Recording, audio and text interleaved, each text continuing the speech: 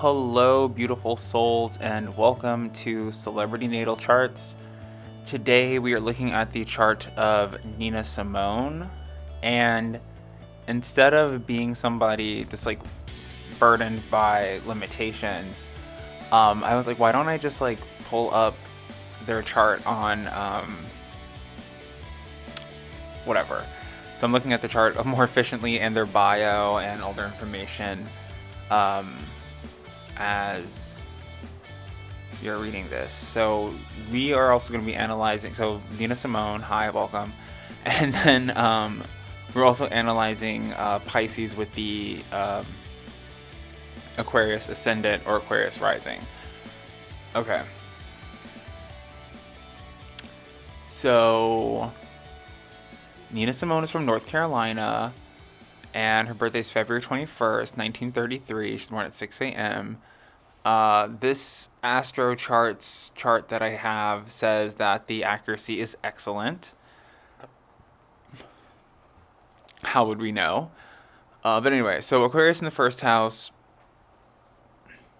This is like she gets a lot of her self esteem from her friends. Her friends bring her a lot of comfort, but also cause a lot of limitations because we also have Saturn, Venus, and Saturn and Venus here as well. Um, let's double check that.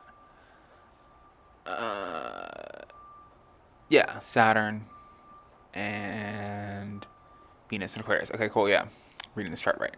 Cool, awesome. So yeah, so she also has Saturn and Venus in her first house as well. Saturn being the planet of limitations. So her friends give her a lot of confidence and boost her self-esteem.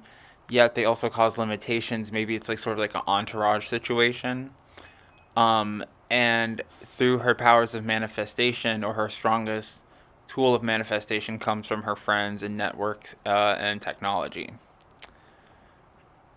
And then in the second house of Pisces, where she also has her sun, because this is this part of the series we're looking at Pisces sun people. Her biggest financial resource, biggest financial resource, um, and if not, what should be her biggest priority is that of spiritual teaching and knowledge, but also maybe like the secrets of other people.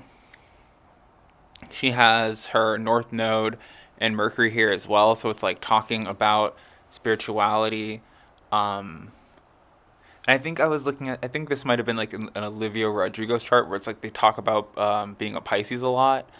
So I think Olivia Rodrigo has Pisces in her third house because she's the rising Capricorn, and I think also Mercury in Pisces. So it's like literally just them talking about Pisces, being a Pisces, Pisces energy. Like they're always like, oh, well, I like mashed potatoes because I'm a Pisces. I like the window open because I'm a Pisces. I like the window closed because I'm a Pisces. And it's just like, not everything is, I mean, everything is because you're a Pisces, but like everything is not because you're a Pisces. So it seems like very much their energy. And as I started to record this video for the Pisces rising Aquarius, it started to rain, and I try to get some free white noise in the background if I can. So I was like, oh, it's really apropos of a water sign sun reading to have rain, especially with Aquarius, the water bearer. So that's that thing, and then it's raining because I'm a Pisces and she's a Pisces. And in her third house of Aries, she could be like a very aggressive person. So like I've been saying, like we look at Flavor Flav's chart where I think he has like Mars in his third house or third house in Aries, or yeah, probably like Mars in his third house. That I was saying like he has like probably grew up in like an aggressive environment. So this with Nina Simone, especially just like 1933, is just like an aggressive year in general. And we also have Uranus here. So, there might have been like a lot of like sort of like socialist structures around, or like, connections that she had with her friends that made life a lot easier in those times in her environment and her life. maybe been talking communication as I've been like burping through this entire video. Sorry about that. And in her fourth house of Taurus, this talks about her home. Um, Fourth house Taurus home seems very stable. Maybe even seems like a farm, like stables, like cows or horses or whatever. Um, and with Chiron here, this says to me that maybe she is a type of person that can prepare people for farm life or sold like green acres. Like, oh yeah, you should go move out to the country and go buy a farm. It's awesome while she's like in Manhattan eating caviar or something. You know what I mean? Sort of like, oh, we got to go back to green, off the grid, farm to table living. And then she's like, I'm going to go, like I said, drink champagne somewhere. And that's like something, because it's like something that she knows, like knows how to ground other people or bring grounding, earthy healing to other people. But it may not be something that she does herself. Uh, but then in her fifth house of Gemini, which I see as the house of obstacles or sexy distractions. It could be like her attraction to, we can all understand that like Geminis are kind of like deceptive, twinky looking men. So, or even women as well. So that could have been like a huge distraction or obstacle in her life. And then with her six, so how does she heal that? Even like Gemini is not just like Twinkie looking people. It's like her family, people she went to school with, cousins, classmates, peers, and probably like other singers and things like that. Uh, and how does she overcome them, or how she should have overcome them, is by being nurturing with her sixth house being in Cancer. Also with Pluto being in this house as well. So it's like her greatest ammunition against her haters is her ability to be like loving and nurturing, like no matter what, like stones are thrown at her, essentially, or tomatoes or rotten vegetables. Um, and then in her seventh house of Leo, we have, I believe, Neptune here. Let's double check. No, Neptune is in Virgo.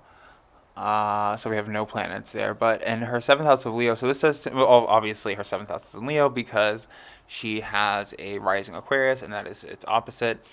So this also talks about like where um, her fame would go, or how her fame and attention and legacy kind of would be looked at, like here and then her 10th house.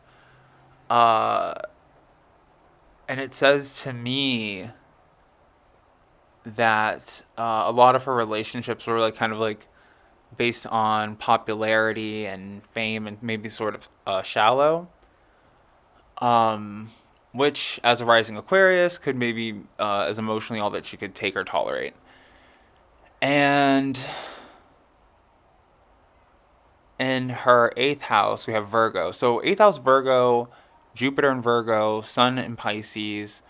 Um, we have Neptune, and this is Mars as well. So Mars, Jupiter, Neptune in the eighth house of Virgo. So like knowing what Jupiter and Virgo means for a Pisces, it's like you sort of have to act against your altruistic Pisces nature to have a lot of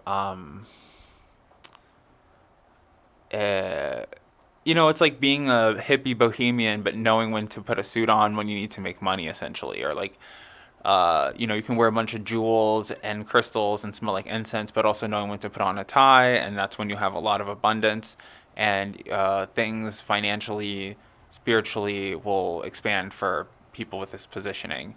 But also with like Mars and Neptune here, this talks about like being on TV. So it's like, wanting to start the revolution, but then also wanting to be nice enough to be on television and to kind of like take things apart from the inside out because you can't do that from the outside screaming trying to get in. uh, like knowing when to follow the crowd when need be, which is sort of a superpower for Pisces because Pisces are sort of um,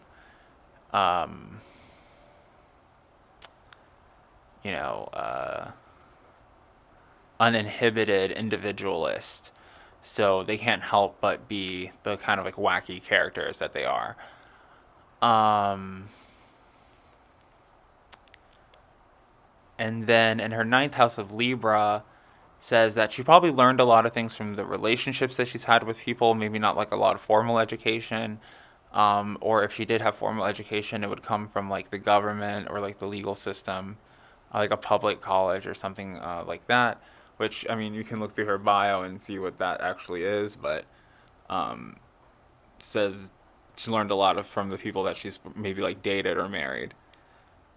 And in her 10th house of Scorpio, so I was like, looking at all these charts, and I was like, man, yeah, like, I'm totally am skipping over like the midheaven, or talking about the midheaven because like I said, I like to have this be very like entry level chart reading for people who may not really know too much about like astrological vocabulary.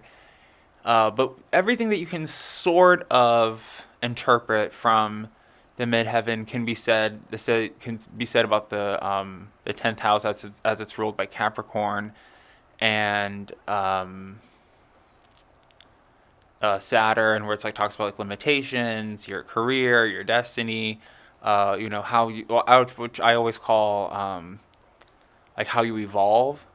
So for certain, I don't know, like I don't know any other games that reference like evolution, other than Pokemon. But like some Pokemon, you have to reach a certain level, and then you can evolve to the next form, or there's like a stone you can use. So whatever stone you're supposed to use, or whatever level you're supposed to be to evolve, it's like the level at your 10th house or the energy of your 10th house. So for Nina Simone, the stone or the level that she's supposed to reach to help her evolve from repeating the same patterns throughout her spirit's life, throughout her life that she lived, um, is that of like a scorpion energy, which is like being more connected to like spirit and, um, you know, uh, her emotions and things like that. So it's like it seems sort of chaotic for it's like okay, she has this rising Aquarius, so she's sort of like different than everybody else from where she comes from. Probably has a lot of estrangement from her parents. She has this Jupiter in Virgo, so she sees prosperity when she's like acting against her somewhat like rebellious nature. uh, and then knowing also that, but also knowing that it is her destiny to be this sort of revolutionary type person.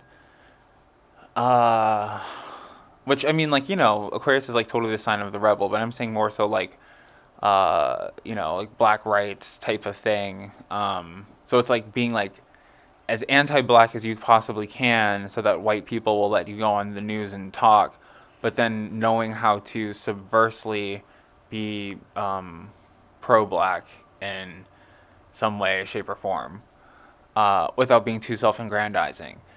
And Scorpio does talk to me about like the black diaspora and like African culture, Egyptian culture, those types of things. So it was always sort of her plan and purpose to talk about those sort of things and put that on a pedestal or national platform. Which I mean, she can't help it because it is who she is, you know. And if that's like something that you want to do, but like that's not in your chart, then that's just not what you're supposed to do. And in her 11th house of Sagittarius, this says that she's very competitive with her friends. Um, yeah, she's like maybe like a big meanie and like not like sort of like a bully. Um, with this Taurus and Chiron sort of thing, like she might like not really have gotten along well with others, but it's just like very headstrong and clear in her vision. Um, like not very like nice to her friends. And then 11th house in Capricorn because secretly, all this like altruism and these ups and downs of feelings of, you know, um, am I doing what's right for the people? Am I doing what's right for myself? It does have a Capricorn kick back to it of like capitalism and how much money I can make and how viable, um, how worthy I am. Especially with this moon here, like self worth being based on like her emotions and feelings, and not to like come for her or anything, but that's just like what I see, and yeah, and that's what I see for Eunice Kathleen Wayman. I typically see, so she has a moon in Capricorn, but these are obviously celebrities who have stage names and things like that. But I typically see like moon in Pisces being the position of like having a different name or aliases. But all these people have a bunch of different names and aliases because they're celebrities. But okay, so thank you so much for listening, liking, sharing, subscribing, finding your favorite Rising Aquarius friend, or Pisces Rising Aquarius friend, and tagging them in the video and telling them, hey, this is totally about you. You should watch this. And I will see you in my next video. Bye.